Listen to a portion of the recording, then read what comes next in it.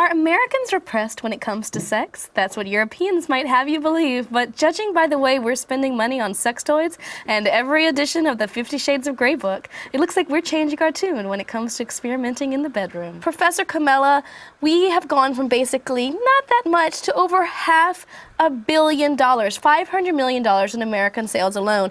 I was reading the Salon article, America's New Sex Toy Revolution. What's your take? What do you think is behind these huge numbers?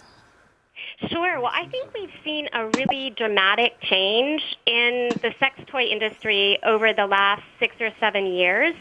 And there's, I think, a kind of confluence of a lot of different things that can explain this. On the one hand, I think something that really brought an uptick in sales and drew women in particular into sex toy stores was Sex in the City. And it's been a while since that aired, but the rabbit habit really brought women who had never stepped into sex toy stores into them. So you saw, starting in the early 2000s, an increasing mainstreaming of sex toys.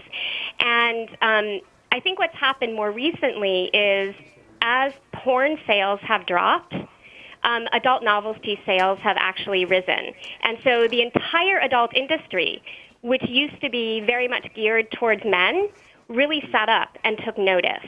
And they thought, okay, our porn sales are dropping, but how do we reach this quote-unquote new female consumer? And I should add that female consumers are not new. What is new is the fact that the mainstream adult industry has sat up and taken notice of them. And it needs to be said, in addition, you had an entry into the marketplace of sex toy manufacturers such as WeVibe that were really invested in good design, well ergonomically correct products, and body-safe materials.